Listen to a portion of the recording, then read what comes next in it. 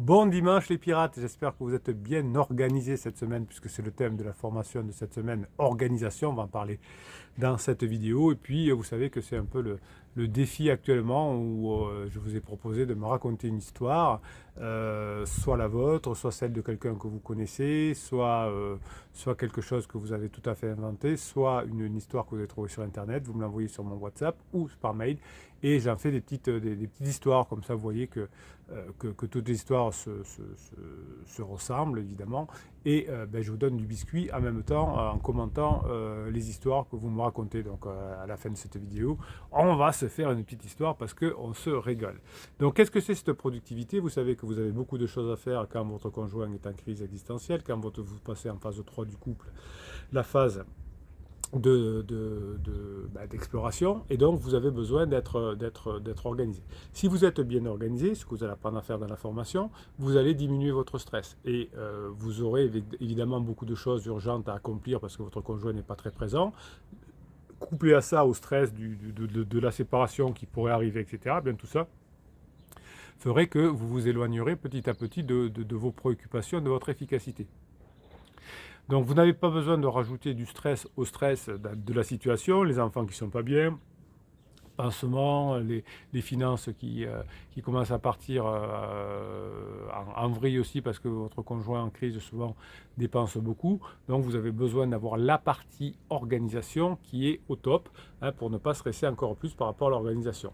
Donc vous allez prendre quelques idées importantes, vous allez des sujets importants, la banque, la maison, etc. Et vous allez mettre une organisation grâce à la formation de master chef, on va dire, de chef, pour ne pas vous mettre du stress par rapport au matériel.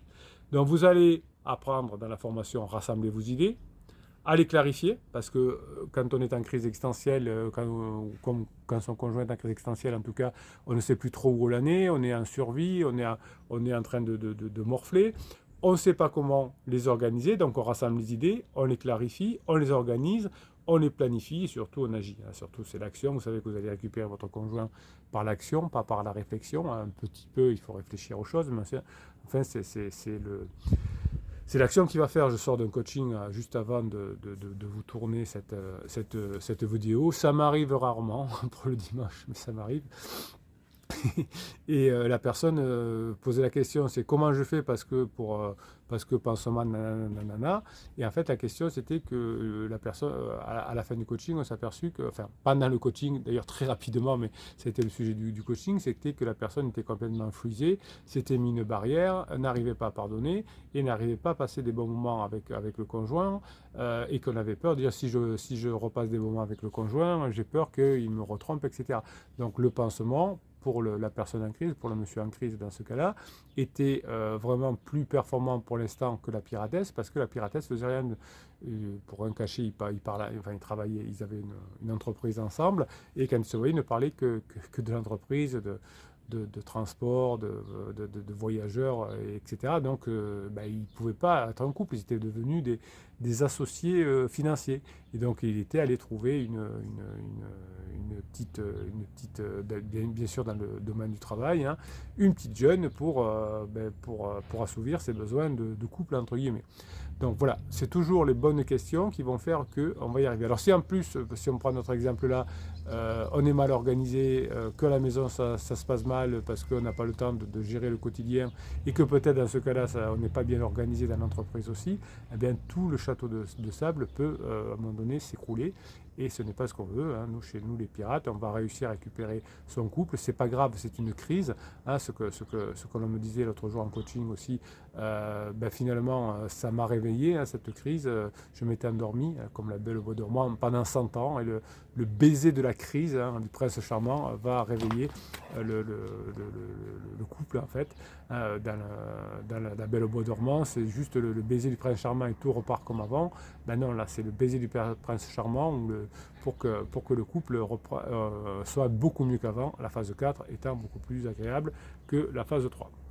Et donc on a toujours cette différente façon de se mettre ensemble. On a les idées, on les organise, on les clarifie et surtout on les passe en action. Quand vous allez avoir un rendez-vous avec votre conjoint, ça va être pareil, vous allez vous organiser. Donc vous allez noter tout ce qui va solliciter votre attention pour préparer l'entretien avec votre conjoint. Des tâches à accomplir, les sujets à aborder, les idées qui peuvent être intéressantes. Vous pouvez les marquer sur un papier, sur votre téléphone, sur un carnet, sur une application. Et une fois que vous avez dit, tiens, je voudrais parler de ça, ça et ça, eh bien, on va clarifier le contenu. Alors je vous déconseille, comme je vous le fais dans la formation, de vous dire, tiens, je me prends 10 minutes pour réfléchir au truc. C'est pas le bon moment. En revanche, enfin, c'est pas la bonne formule. En revanche, vous êtes en train de vous promener, les bonnes idées viennent comme ça. Je suis en train de me raser, je suis en train de prendre ma douche, je suis en train de me promener, ne faites pas tout en même temps. La douche et se promener, il ne faut pas les faire en même temps. Vous promenez, vous avez une idée, vous la notez. Ah tiens, je pourrais dire ça. Vous êtes en train de scroller sur votre téléphone et vous voyez une vidéo rigolote, vous la notez. Vous voyez, c'est comme ça, c'est un peu le hasard. Et ensuite, vous aurez toutes les idées et vous allez les compiler et vous allez en faire quelque chose qui va être intéressant. Donc vous allez pouvoir enregistrer toutes les idées un peu d'abord comme ça, tiens, cette vidéo, il faudra que j'en parle, et ensuite vous les classerez dans des thèmes, par exemple le thème de la crise je sais pas, des gilets jaunes, le thème du Covid, le thème de la bourse, le thème des vacances, j'en sais rien, et puis on aura toujours des idées à dire, parce que dès qu'on aura une idée qu'on trouvera comme ça, hop, on va la mettre. Je vais vous expliquer dans une vidéo de cette semaine que la difficulté, c'est que on a des idées qui arrivent comme ça, qui surgissent, on ne sait pas où, mais on ne les mémorise pas, on ne les mémorise pas longtemps si on ne les note pas. Donc la production d'idées, la mémorisation, ce n'est pas les mêmes parties du cerveau. Donc on a plein d'idées, mais on ne s'en rappelle plus 10 minutes après. Je vais donner un exemple, je vais faire 500 km en voiture, je vais arriver, je me serai souvenu de 2 idées auxquelles j'ai pensé. C'est le mode automatique. Et pourtant, tout le trajet, j'ai pensé à des trucs. Donc dès que vous avez une idée, vous la notez soit en vrac, soit vous la mettez dans un répertoire de votre application, de votre logiciel de notes, et vous y reviendrez plus tard pour le clarifier, pour les relier à d'autres choses, etc. C'est comme ça qu'on est organisé. Là, je vous donne juste l'exemple d'avoir des idées pour avoir du badinage ou de l'humour avec votre conjoint. Vous pourrez faire pareil pour plein de choses. Ne vous mettez pas du stress par rapport à l'organisation que vous devez mettre en place pour sauver votre couple, bien sinon ça va être plus compliqué. Tout ce qui ne vous servira pas, vous avez noté un truc et puis c'est redondant, vous l'avez déjà noté, etc., vous le supprimez. Vous libérez votre cerveau. Le fait d'avoir cette méthode-là, de noter les choses, puis de les classifier et de les retravailler, va vous permettre de vous rapprocher petit à petit de façon claire pour que vous puissiez réussir votre objectif, de passer un moment avec votre conjoint, de bien gérer vos comptes, etc. C'est votre organisation sans faille qui va vous permettre de vous sentir de mieux en mieux. C'est très important, cette formation, elle vaut son pesant de cacahuètes, son pesant de moutarde, parce qu'on a déjà beaucoup de stress pendant une crise de couple. Si en plus on n'est pas organisé, qu'on se remet du stress, ça va être encore moins bien. Allez, on va se faire une petite histoire. Je sais que vous adorez les histoires, donc je vous remercie. J'ai des dizaines d'histoires qui m'arrivent, donc vous allez les avoir au fur et à mesure. Et en tout cas, ça doit vous aider à réaliser ce dont vous souhaitez récupérer votre conjoint en crise. La crise de votre couple est une chance finalement pour pouvoir passer en phase 4. Il faut le voir comme ça, et ça va être une chance pour apprendre plein de choses qui vont vous servir dans tous les domaines de votre vie. Si on a ce mindset-là, si on a ce mental de folie en disant grâce à la crise je vais apprendre plein de choses, eh bien il y a des chances que vous puissiez passer en phase 4 de votre couple. Allez, on y va. Bonjour mon capitaine. Marie, alors on va l'appeler Marie et Pierre comme d'habitude. 51 ans et 52 ans, je ne veux pas vous donner les prénoms. Notre histoire a commencé vers l'âge de 18 ans. Alors c'est beaucoup de couples qui sont connus jeunes, qui traversent évidemment, comme tout le monde, la crise de la quarantaine, mais elle est un peu plus violente quand on s'est connu jeune, quand on n'a pas véritablement connu d'autre amour. Et là on se dit, tiens, phase d'exploration, est-ce que mon mari, est-ce que ma femme était le bon ou la bonne ? Une merveilleuse histoire, les mêmes valeurs, les mêmes délires, la même longueur d'onde. C'est la lune de miel. Pendant la lune de miel, tout va bien, on n'a pas besoin de faire quoi que ce soit, tout marche bien. Nous avons 2 formidables filles qui ont plus de 20 ans. Voilà. Moi, je travaille dans le commerce, toujours très investi dans mes jobs. Lui travaille dans l'éducation nationale, voilà, on va le dire comme ça. Et il aime le sport. Il fait des trails, on va dire. C'est pas exactement des trails, mais vous voyez, comme la crise existentielle, comme la crise de couple, c'est un trail à traverser. Il devient depuis quelques années coach sportif, bon, ça on peut le dire, pour lequel il ne trouve, par rapport à son métier qui ne le plus, hein, donc sa passion c'est le sport, hein, il fait des trails, donc il va devenir coach sportif en parallèle de son métier, c'est plutôt bien. Évidemment, quand on fait son métier depuis très longtemps et que peut-être qu'il ne nous plaît pas tant que ça, on s'ennuie. Une mauvaise relation s'installe avec son chef de service, une certaine frustration, mais c'est difficile de partir. Oui, ben écoutez, dans toutes les relations humaines, il y a des moments où c'est moins facile que d'autres. On n'est pas obligé de partir à la moindre difficulté. Hein, mais si la chef de service fait trop de propulsion et que monsieur a une idée de devenir coach sportif, hein, c'est comme dans votre couple. Si j'ai envie de partir ailleurs et que vous me poussez dehors, eh bien, ça va être plus facile que si vous ne me poussez pas dehors. Hein, l'histoire toujours pareille pour pouvoir partir, il faut qu'il y ait à la fois une attirance vers l'extérieur et une propulsion de l'intérieur. S'il n'y a pas de propulsion de l'intérieur, hein, il n'y a pas assez d'énergie pour partir. Des fois, vous dites, oui, mais il m'a dit qu'il voulait partir, pourtant il n'y a pas de propulsion de l'intérieur. Ok, à la fin du coaching, je dis, ah, j'ai fait quand même beaucoup de propulsion. Hein. Oui. Alors, on en est où donc, comme d'habitude, je découvre le texte que vous mettez en même temps, sinon ça m'ennuierait. Ah, non, je me régale de découvrir en même temps et d'avoir cette spontanéité. Donc, chef de service, ça va pas très bien. Alors moi, j'ai un job où je m'ennuie. Et oui, quand on arrive à la quarantaine, là, on s'ennuie un peu. On se dit, il faudrait qu'il y ait une nouvelle phase. On a des phases de 10 ans en réalité. Hein. C'est pour ça qu'il y a des crises existentielles tous les 10 ans. Vers la trentaine, ça fait 10 ans qu'on est dans le 30-35 ans, ça fait 10 ans qu'on est dans le monde professionnel. Et on commence à s'ennuyer. Et après, vers 45 ans, ou 40 en fonction des trucs de 10 ans, on se réennuie à nouveau. C'est des cycles de 10 ans, ça c'est très bien expliqué par les neurosciences.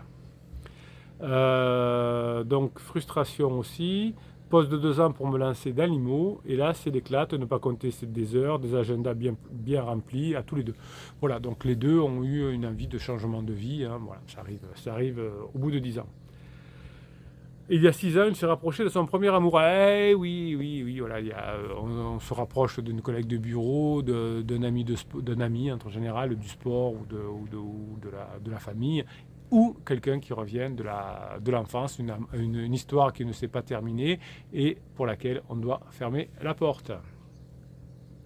Une histoire inachevée sans doute, et oui, évidemment, vous avez bien compris. Il y a 2 ans, il quitte la maison pendant 3 semaines. Waouh! Je m'en vais, c'est fini, je ne reviendrai pas. À son retour, bon ça va, je reviens. Hein, c'est ce qui se passe quand vous mettez bien les formations en application, hein, et que vous menez des actions, ben oui, la personne revient. À son retour, nous avons dû oublier d'établir des règles, et oui, il faut établir de nouvelles règles au début, des envies de ménager, des envies de faire des travaux, mais si on déménage, on ne fait pas de travaux, des intérêts pour notre chez nous, le sentiment de ne plus y perdre. Hein, donc on voit bien que les deux étaient dans une crisounette. Pas de projet commun, seuls ces projets sportifs sont programmés. Nous nous étions accordés à 2 une semaine de ski en mars 2022 et quelques jours à Madère en juin, plutôt sympa. Ouais, c'est bien, hein, tous les 3-4 mois, partir un petit week-end, une petite semaine, c'est parfait. Là, ça les enfants, c'est parfait.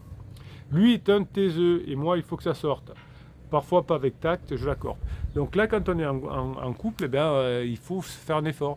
Quand on est taiseux, il faut un peu parler. Quand on la ramène trop, il faut un peu moins la ramener. C'est un travail. C'est trop facile de dire oui, mais moi j'ai pas envie de parler, je ne parle pas. Ben, si on veut être un couple, il faut respecter les règles du couple. Oui, moi je suis prof, mais j'ai pas envie de parler. Non, ben, si tu es prof, tu parles. Donc là, il faut que tu donnes un cours, sinon ça marche pas. Moi je voudrais bien faire des marathons, mais j'ai pas envie de courir. Ben, tu fais des marathons à pied, en marchant, je sais pas. Vous voyez, des fois on est comme des gamins. Donc effectivement, dans le couple, il faut s'exprimer, il faut prendre les besoins de l'autre, il faut les comprendre, il faut les mettre en application au moins pour une partie, sinon ça ne peut pas fonctionner. Il est évident que nous avions besoin de recadrer des choses et je tapais du poing sur la table depuis quelque temps en disant que ça n'allait pas. Cependant, nous n'étions pas un couple au bord de la rupture, on en surprend plus d'un. Oui, si vous n'étiez pas en couple au bord de la rupture, vous étiez en couple dans la phase 2 du couple encore, à la phase de distanciation. Vous aviez besoin l'un de l'autre, hein, l'un pour faire ses trucs sportifs, l'autre pour son métier. Vous faisiez beaucoup d'heures, donc vous n'étiez pas un couple du tout au bord de la rupture parce que vous aviez besoin l'un de l'autre pour votre sécurisation. Donc on s'est oublié, le jeu a pris la place du nous dans notre couple. Oui, vous voyez que toutes les histoires se ressemblent au mot près. C'est fou. Ben, vous savez que les pirates qui sont arrivés, ben, ils ont fait tous la même chose. Ils ont mis à travailler, ils ont appris ce qu'était une relation, ce qu'était une phase plateau, comment on faisait pour retrouver de la libido, etc. Et tout ça a permis de récupérer le conjoint. Donc vous voyez que toutes les histoires sont une pente descendante et que c'est par le travail que vous allez inverser le point d'inflexion de la pente et redevenir ensemble et repartir et être encore mieux qu'avant. Avant l'été 2022, alors je regarde, il y a beaucoup de choses, Bon, il y a beaucoup de choses. Bon, on va faire comme je l'ai fait dans la semaine. Comme il y a vraiment beaucoup de choses, eh bien, je suis méchant, on terminera l'histoire demain. Ah, voilà. Non, mais il y a vraiment encore beaucoup de choses. Donc on s'arrête au moment de la phase de sécurisation. Petite alerte, il avait dû fermer la porte avec une personne venue de l'enfance. Paf, la porte est fermée, c'est bon. On continue, mais chacun le boulot, beaucoup de boulot, des projets sportifs, juste quelques temps passés ensemble. Et là, il va y avoir des choses qui vont se passer. Je ne sais pas quoi, parce que je n'ai pas eu de la fin de l'histoire. Je la découvrirai dès demain, lundi, en même temps que vous.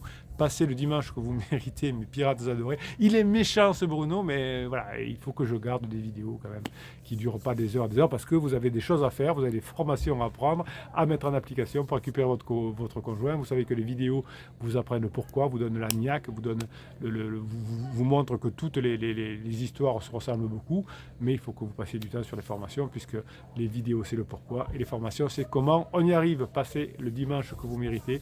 Je vous kiffe, mes pirates adorés.